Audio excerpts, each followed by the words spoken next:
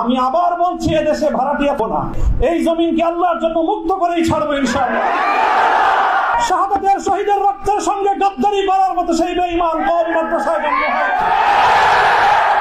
যাদের আদর্শ অনুসরণে আমাদের এই জুলুমকে বরণ করা, আমাদের এই কারাভোগ, আমাদের এই কারাবরণ, আমরা এই শব্দগুলি বেশি বলি। কি বললাম?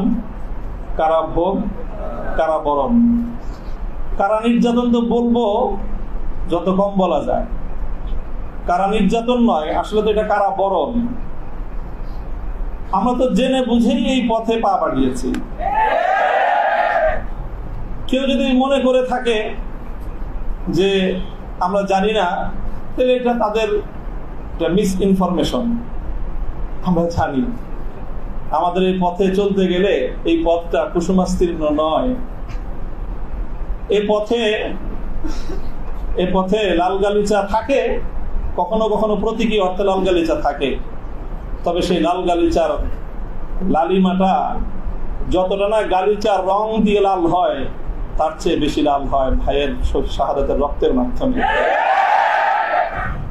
শাহাদাতের রক্তের নজরানা দিয়েই আমরা সেই পথে ইনশাআল্লাহ পৌঁছবো, যে পথে শাপলা চত্বরের ভাইয়েরা শাহাদাতের রক্ত দিয়েছেন, যে পথে আমার হাটহাজারীর সন্তানেরা শাহাদাতের রক্ত দিয়েছেন, যে পথে আমার বিবাড়িয়ার ব্রাহ্মণ শহীদ বাড়িয়ার বীর শহীদানেরা যে পথে আত্মত্যাগ স্বীকার করেছেন, আমরা তাদের সে পথকে ভুলবো না। তাদের সেই শাহাদাতকে আমরা কোনো সময় সেই শাহাদাত অস্বীকার করার কোনো প্রবণতাকে এক মুহূর্তের জন্য বরদাস্ত করব না। শহীদ হয়েছে আমার ভাই, সরি বলেন।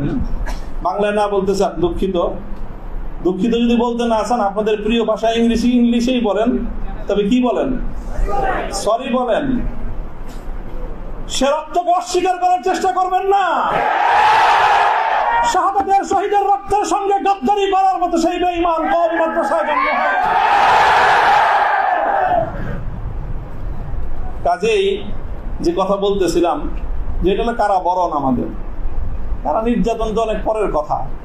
আল্লাহ পাক রব্বুল আলামিন কারা এই কষ্ট থেকে আমাদের সকলকে হেফাজত করেন। প্রতিশোধের যে কথাটা, সেটা আমরা তো পয়গম্বর আলাইহিস সালামদের অনুসারী। নবী ইউসুফ আলাইহিস সালামের সেই বাণী, লা তাসরিবা আলাইকুমুল ইয়াউম, গতকালকে আমি বলেছি, আজও বলছি, আমরা কোনো প্রতিশোধ গ্রহণ করি নাই, করতে চাই না। করার প্রবণতা কখনো যদি আমাদের মন থেকে উদ্গত হয়, সেটা হলো ইন্নামা যালিকা মিন্নী ওয়া মিনাশ শাইতান। শয়তানের প্ররোচনায় কখনো হয়তো আমরা ব্যক্তিগত আক্রোশে প্রতিশোধের কথা বলে থাকতে পারি, কিন্তু আমরা প্রতিশোধ পরায়ণ নই, হলো মূল কথা। এই হিসাবে আমি প্রতিশোধের এই শব্দকে প্রত্যাখ্যান করলাম। তবে অন্য আরেক অর্থে আমি এই প্রতিশোধের শব্দকে সমর্থন করছি। শুধু সমর্থন নয়, বরং আমি আমার পুনর্ব্যক্ত করছি যে আমরা প্রতিশোধ নিব।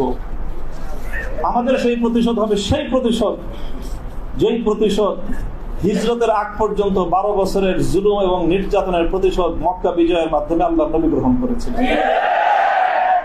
আল্লাহ নবী মক্কা বিজয়ের পরে সেই সকল অপরাধীদেরকে ক্ষমা করার মধ্য দিয়ে, সেই জমিনে আল্লাহর দ্বীনের ঝান্ডা সমুন্নত করার মধ্য দিয়ে মধুর প্রতিশোধ নিয়েছিলেন। আমি আবার বলছি, এদেশে ভাড়াটিয়া থাকবো না,